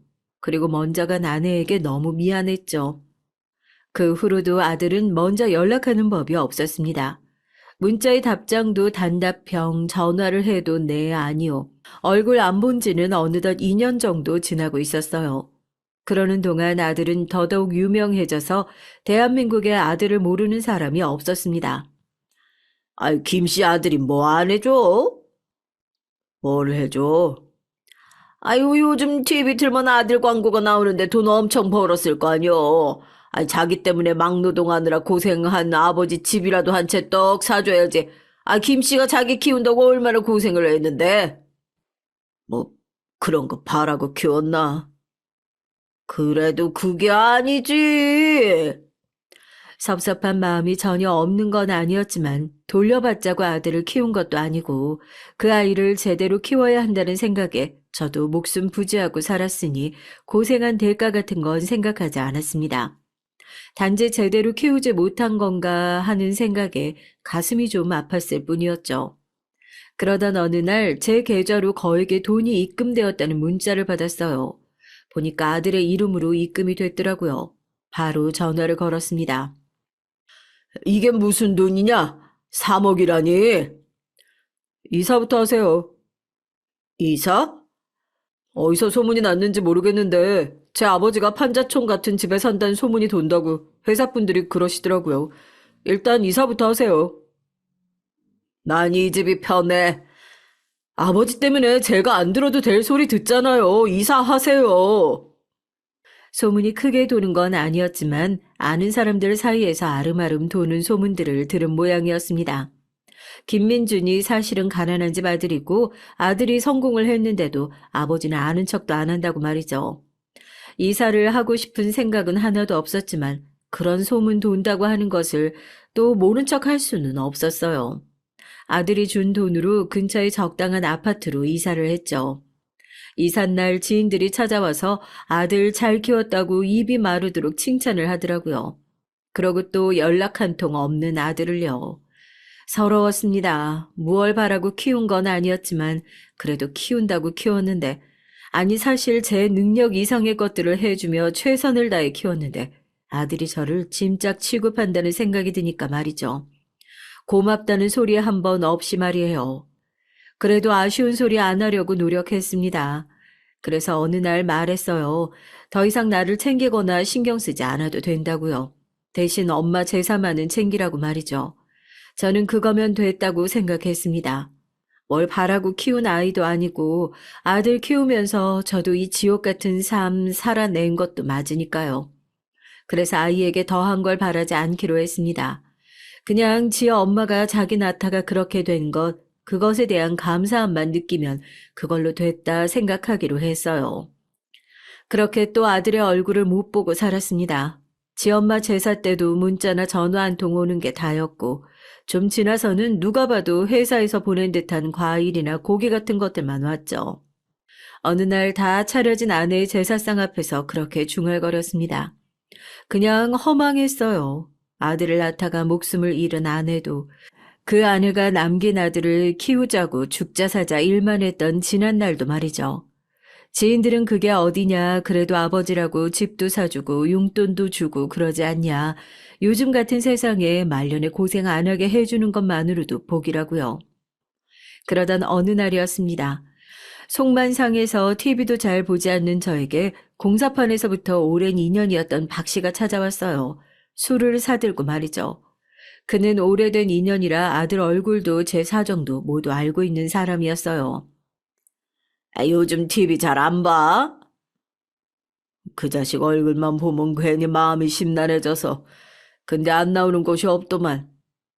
그래, 오만 곳 다 나오더라, 그 자식. 아, 왜 그 자식이래. 언제 말년에 돈으로 부모 속 안 썩이는 것만 해도 효자라더니.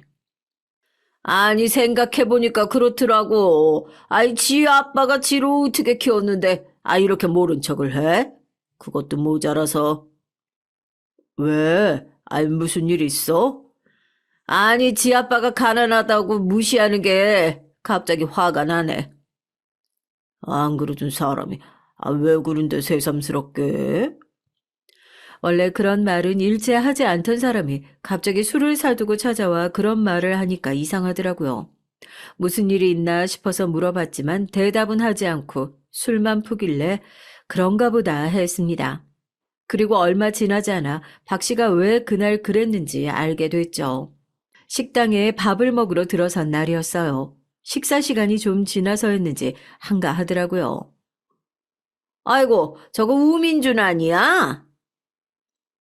우민주는 저희 아들의 가명이었습니다.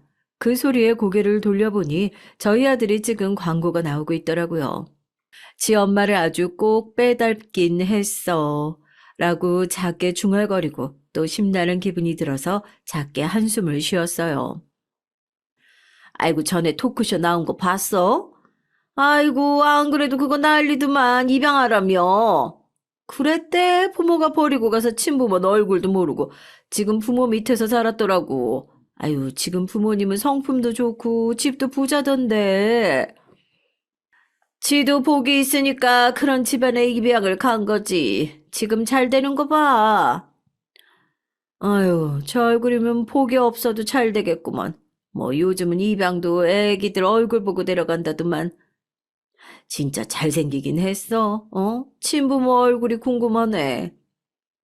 그 말을 듣고 순간 머릿속이 하얗게 바뀌는 것 같았어요. 그리고 저도 모르게 자리에서 벌떡 일어났습니다. 아이고, 손님. 아이, 왜 그래요? 메뉴 금방 나와. 그거 정말이에요? 뭐가? 아니, 저 사람 고아라고. 자기가 직접 얘기했다는 거 진짜냐고요? 아, 그럼 진짜지. 아이, 내가 쟤 나오는 토크쇼를 우리 딸내미랑 보고 불쌍하다고 펑펑 울었는데, 엊그제. 박 씨가 술을 사두르고 온 그날이었습니다. 그제야 박 씨가 왜 그랬는지 알겠더라고요. 시켜놓은 밥을 먹지도 않고 식탁 위에 10,000원을 올려둔 채 집으로 곧장 달려갔어요. 아이, 손님! 아이, 밥 안 먹고 가! 아, 2,000원 거슬러 가! 정말 뒤도 보지 않고 냅다 집으로 달려갔어요. 그리고 그 토크쇼 재방송을 틀었습니다. 그 속의 아들은 제가 처음 보는 얼굴로 처음 보는 표정을 하고 앉아 있었어요. 누가 봐도 근사한 모습으로 말이죠. 마치 한 번도 힘든 일을 겪어본 적 없었던 것 마냥 그늘 없이 해맑게 TV 속의 토크쇼 MC가 아들에게 물었습니다. 친부모가 누군지는 궁금하지 않으세요? 저를 버린 부모님을 굳이 궁금해야 할까요?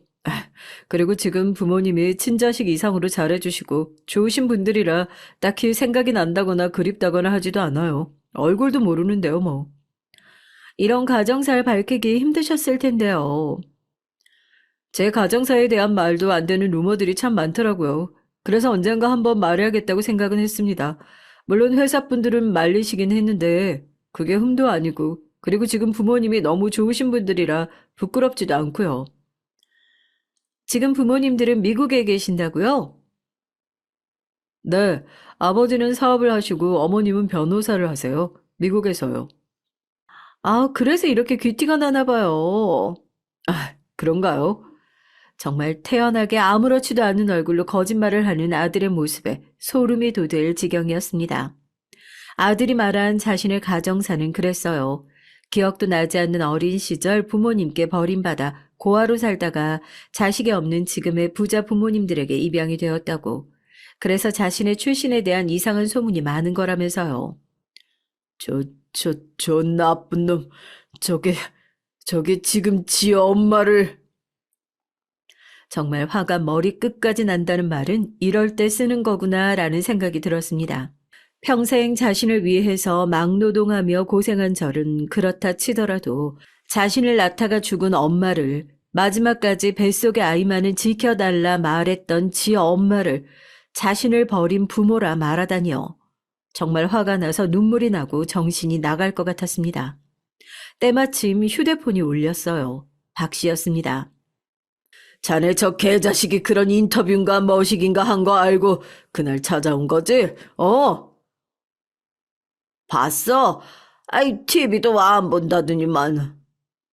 온 동네가 그 얘기를 떠드는데 어떻게 안 봐? 그리고 왜 말을 안 했어? 자네가 모르고 지나갔으면 했지, 난. 아이, 그리고 그런 얘기 어떻게 꺼내야 할지 모르기도 했고.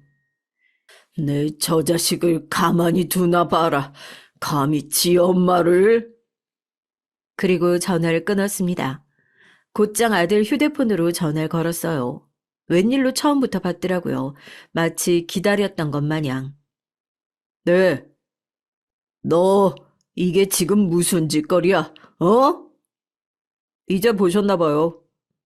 아무렇지도 않은 목소리로 덤덤하게 얘기를 하는 아들의 목소리에 더 화가 났습니다.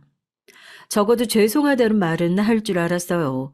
그리고 회사에서 시켰다고, 자기도 어쩔 수 없었다고 말이라도 그렇게 해줄 줄 알았습니다. 그마저 저의 욕심이었던 거예요. 이제 보셨나 봐요. 그게 지금 아버지한테 할 말이냐? 어? 그런 말을 해놓고.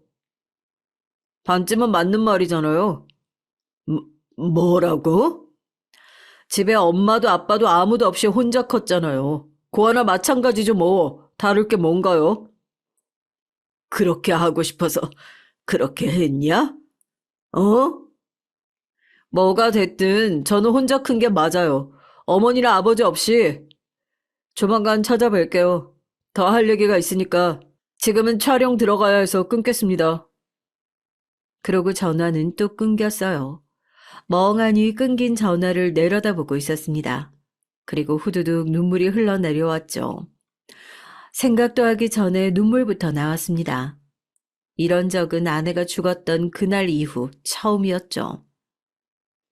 김씨, 안에 있어! 김씨!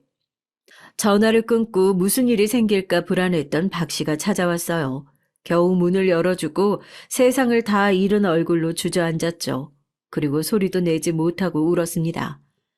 김씨, 너무 속상해 하지 마. 캬도 사정이 있었겠지. 아니래. 응? 사정 같은 거 없대. 죄송하단 말 한마디도 없더라. 박 씨가 놀란 얼굴로 잠시 저를 바라보다가 그놈의 나쁜 자식 하면서 대신 화를 내줬습니다. 사실 그땐 그런 말도 하나도 들리지 않았어요. 매일 술만 마셨습니다. 어떻게 해야 할지 모르겠고 내가 뭘 잘못했나 싶고 아내가 너무 불쌍하고 대체 그런 아내 밑에서 어떻게 그런 아들이 나왔나 싶어서요. 그러다 보니 제가 잘못 키웠나 싶은 마음도 들더라고요. 한다고 했는데 모자랐던 걸까? 그렇게 밤낮 없이 페인처럼 술만 푸던 때 띵동하고 집 초인종이 울렸어요. 요즘 수시로 박 씨가 찾아와 제 동태를 살펴대는 턱에 저는 또 박 씨인 줄 알고 별 생각 없이 문을 벌컥 열었습니다. 하지만 그곳엔 박 씨가 아닌 아들이 서 있었습니다. 어떤 남자 둘과 함께 말이죠. 이 시간에 술 드셨어요? 아들이 풍겨오는 술 냄새에 인상을 찌푸리며 물었죠. 그 전화를 받을 때만 하더라도 눈앞에 보이면 한 대 치기라도 하고 싶었는데 지 엄마를 꼭 빼닮은 얼굴을 보니까 그럴 힘도 안 생기더라고요. 누가 봐도 우리 순영이 아들인 그 얼굴 말입니다. 그 아들이 위아래로 저를 훑어보더니 집 안으로 들어왔어요. 그리고는 집을 둘러봤죠. 그러고 보니 이사 가라고 돈을 주고도 한 번도 찾아오지 않은 집이었습니다. 어쩐 일이냐? 생전 안 하더니. 조만간 뵐일 있다고 했잖아요. 그리고 부엌 식탁에 앉더라고요. 남자 한 명은 아들의 옆에 또 한 명은 뒤에 서 있었습니다. 아무리 아들이 밉다고는 하지만 같이 오신 분들은 손님이고 하니 식탁에 소주병을 치우고 음료수 한 병을 내주려고 냉장고 문을 열었어요. 금방 끝나니까 그냥 앉으세요. 명령하는 말투였습니다.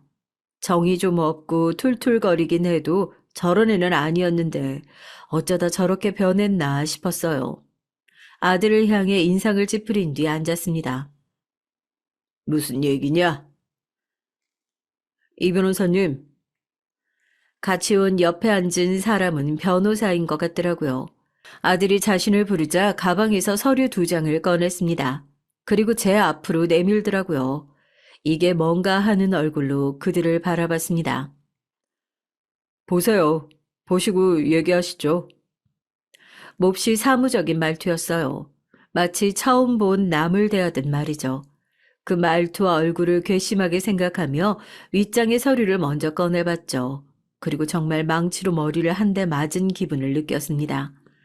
그 서류는 다름 아닌 비밀 유지 각서였어요. 제가 그 어디서도 자신의 아들이라는 사실을 밝히면 안 되는 그런 내용을 담은 각서였죠. 지금 이게 뭐냐? 읽으셨으면 아실 거 아니에요. 서류상으로 확실하게 해두고 싶어서요. 어디 가서 절대 발설하시면 안 된다는 내용이요.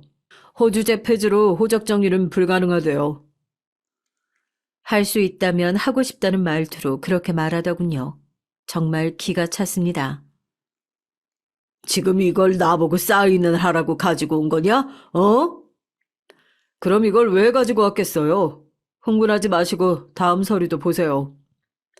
정말 말이 나오지 않았지만 어디까지 하는지 보자는 마음으로 다음 서류를 꺼내봤습니다.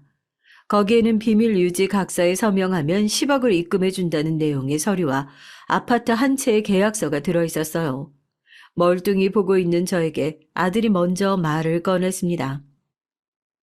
그 아파트 지금 시세가 대충 15억 정도 돼요. 그리고 현금 10억 드리고 이 집 팔면 또 돈이 생기겠죠. 그 돈까지 모두 드리는 거예요. 돈 줄 테니까 아버지 소리는 어디 가서도 하지 말라 그 말이냐 지금? 네. 그게 지금 키워준 애비한테 평생 공사장에서 흙만 만지시는 분이 이런 큰 돈 언제 만져보시겠어요. 그냥 사인하시고 돈 받아가세요. 그 편이 아버지한테 좋으니까. 네가 나한테 어떻게... 대체 저한테 뭘 해주셨길래 매번 그렇게 억울해 죽겠다는 반응이신 거예요. 솔직히 저희 사이에 아버지 아들 간의 정이 어딨어요. 얼굴 보고 밥을 몇 번이나 먹었다고. 그리고 얼굴도 모르는 어머니 좀 그만 앞세우세요. 제가 저 나타가 돌아가시라고 했냐고요. 왜 저한테 그분 한풀이를 하시는 거예요 대체? 그때였습니다. 누군가 문을 벌컥 열고 들어왔어요. 박 씨였습니다. 아니 지금 자네 말 다 했어? 박 씨가 불같이 화를 내며 집 안으로 들어왔죠. 얼마나 화가 났는지 신발도 벗지 않은 채였습니다. 누구신데 이러세요? 박 씨가 고래고래 소리를 지르기 시작했죠. 제가 내야 할 화를 대신 내주는 듯 말입니다. 자네 아버지가 자네를 어떻게 키웠는데 이런 배응망덕한 부족한 하나 없이 키우겠다고 남들 몇 배로 일해가며 입에서 나오는 건 다 해주면서 키웠는데 공사판에서 그러기가 어디 쉬운 줄 알아? 그런 아버지를 감사하다고 얻고 다녀도 모자랄지언정 부모 자식 연을 끊자고 찾아와. 아저씨가 대체 무슨 상관인데 끼어드세요? 이건 저희 가족 일인데. 가만히 듣고 있었는데 그 소리에 코웃음이 나오더군요. 가족 일?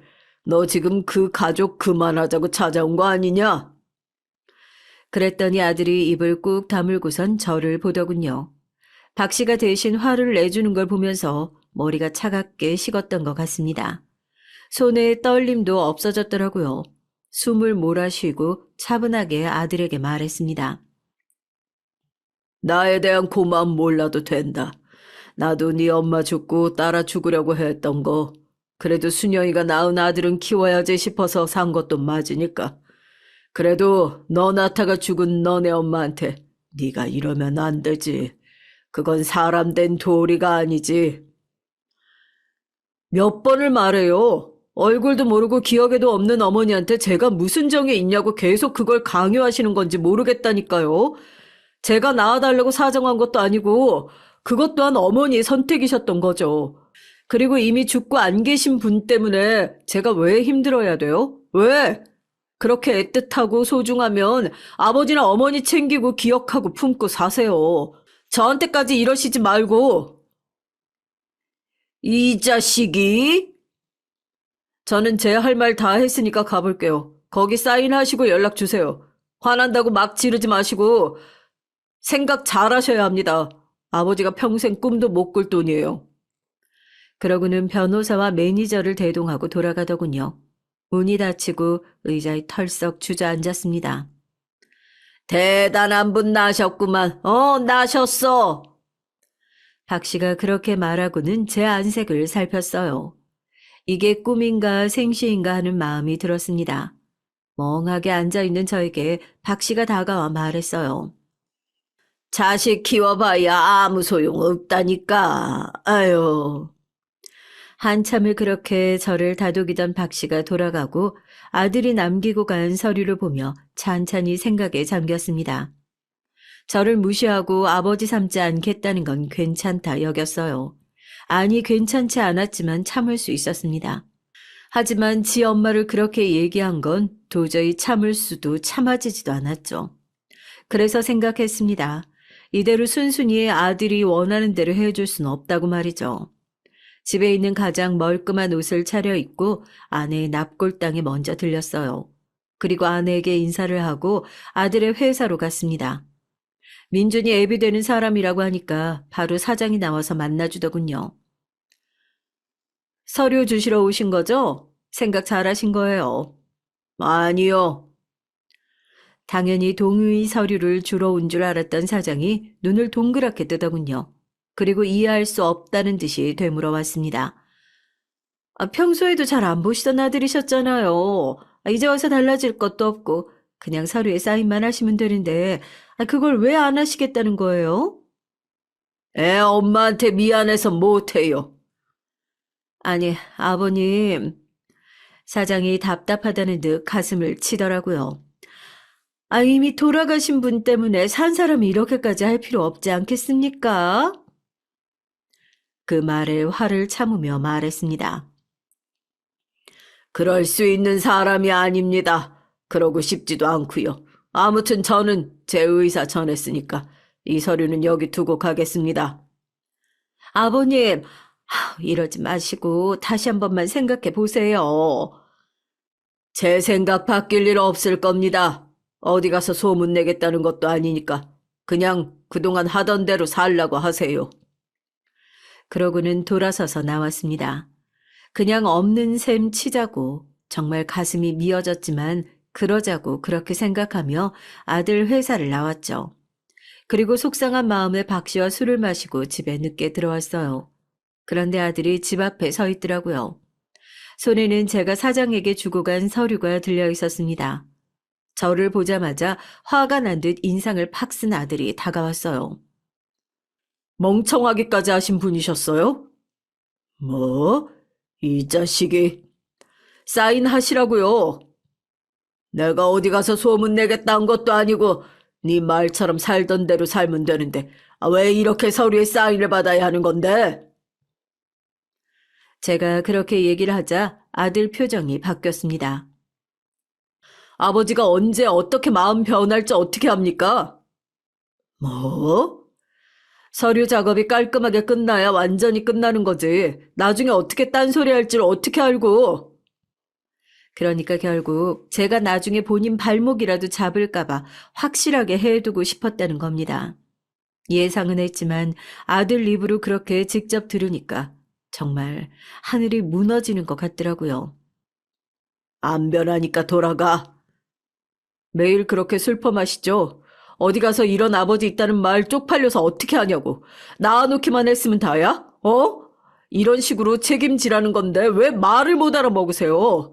부모 안 하는 걸로 책임지라고요. 네가 언제 나를 부모로 생각하기는 했냐? 없어요. 나한테 부모가 어딨어. 한 명은 태어나 보니 죽고 없고 한 명은 맨날 집에 없이 오로지 나 혼자 컸는데 그러니까 고아라는 것도 거짓말이 아니라고요. 아들은 그렇게 저에게 서류를 던지더군요. 사인해서 보내세요. 아시겠어요? 꼴의 자존심 지킨다고 이러시는 거면 나중에 후회하니까. 그러고 뒤도 돌아보지 않고 돌아갔습니다. 화도 하지만 인간이 덜 됐더군요. 어떻게 우리 밑에서 저런 아들이 태어났을까 하는 생각을 밤새 하면서 고민했습니다. 이 일을 세상에 밝힐지 말지를요. 저렇게 아나무인으로 자기밖에 모르는 인간 말종으로 살아가게 둘 수는 없었어요. 물론 제가 밝힌다고 정신을 차릴지 아닐지 모를 일이긴 합니다. 하지만 가만히 저대로 둘 수는 없었죠. 사람들에게 손가락질 받으며 자신이 뭘 잘못했는지 되돌아볼 시간은 가져야 한다고 생각이 들었습니다. 박 씨에게 이 말을 했습니다. 박 씨는 그러더군요. 김 씨 마음이 이해가 안 가는 건 아니오. 하지만 그 자식은 김 씨가 그런다고 정신 차릴 것 같지가 않어. 오히려 자신 망하게 했다고 자네 더 원망하겠지. 그리고 그 전에 그 사람들이 자네한테 어떤 소리를 할지를 어떻게 알아? 보아하니 거긴 큰 회사 같던데. 그날 같이 변호사도 막 데려오고. 박 씨 말도 일리가 있었어요. 무턱대고 내가 자기 아버지다 그럴 수는 없었습니다. 이미 친아버지가 저를 버렸다고 대한민국 사람들이 다 알게 떠들어 놓은 상태였거든요. 거기서 친아버지라는 사람이 나타나 아들이 한 말이 다 거짓말이라고 하면 사람들은 제가 아들을 버려놓고 이제 와서 뭔가를 바라고 나타났다 생각하겠죠. 생각 잘하고 할 거면 제대로 해야지. 이렇게 무턱대고 하면 안 돼. 아들을 상대로 복수 아닌 복수를 생각하고 있는 이 상황이 너무 기가 막혔지만 일단은 박 씨 말대로 할지 말지는 나중에 결정하고 증거를 모으기로 했어요. 말만 내 아들임네 하고 세상에 밝힐 수는 없으니까요. 서류를 주겠다고 마지막으로 만나자고 했더니 아들이 냉큼 집으로 왔습니다. 그 자리에 녹음기를 사서 켜두었어요. 그리고 대화 녹음을 했습니다. 아들과 회사 측은 제가 그렇게까지 할 거라고는 상상조차 하지 못했는지 아무 의심이 없이 얘기를 하더군요.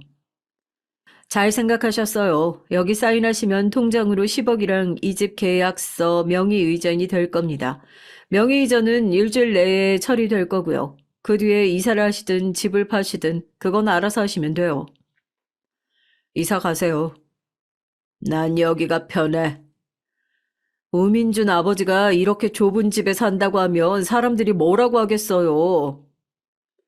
지금 그 아버지 아들 영 끊는 사인하자고 만나자고 한 거 아니냐? 이제 와서 무슨 아버지야. 그래도 주변에 아는 사람들이 한둘은 있잖아요. 그 전에 이상한 아저씨도 그렇고. 박 씨를 말하는 거였습니다. 그렇게 말하다가 문득 깨달은 듯 말하더군요.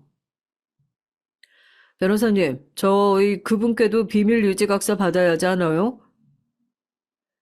그분은 어차피 신뢰성도 없고 여기에 아버님만 아무 말 안 하시면 세상 사람들이 믿을 리도 없고요.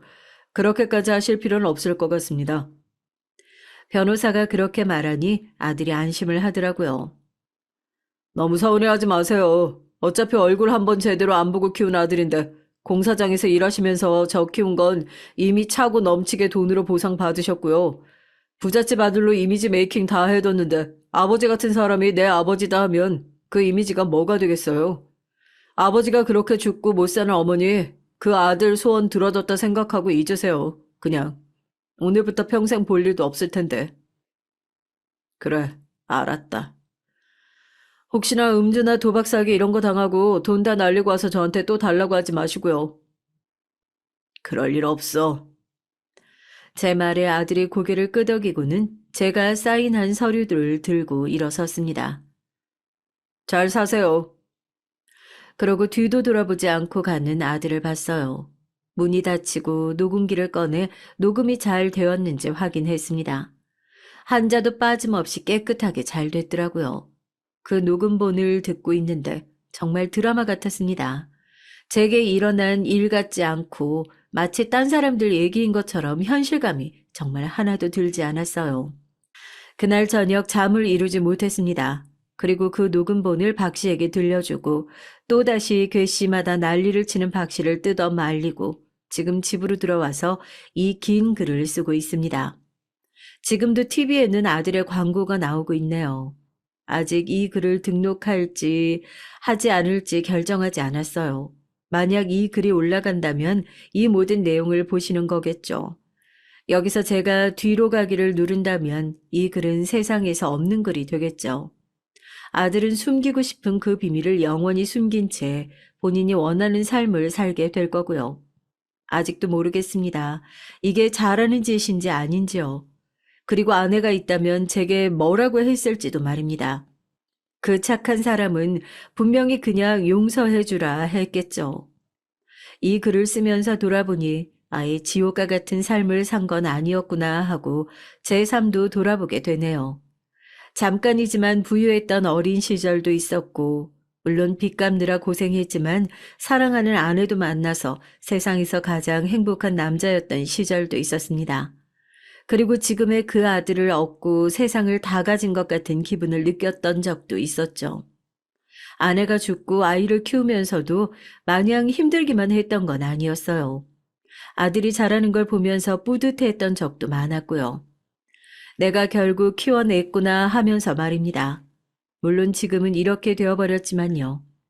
17부터 죽고 싶다는 말을 입에 달고 살아온 제가 빚을 갚느라 또 아내를 만나서 또 아들을 키운다고 60이 다 되어가는 나이까지 살아있네요. 이 글이 만약 올라간다면, 그래서 제 아들이 이 글을 보게 된다면 마지막으로 하고 싶은 말이 있습니다. 아들아, 나는 이렇게 살았고 너와 네 엄마는 너를 이렇게 반가워했고 그리고 나는 너를 이렇게 키웠다고 말이죠. 물론 생색을 내려는 건 아닙니다. 이 얘기는 여기서 마쳐야 할 것 같네요. 만약 여러분이시라면 어떤 선택을 하셨을지 궁금합니다.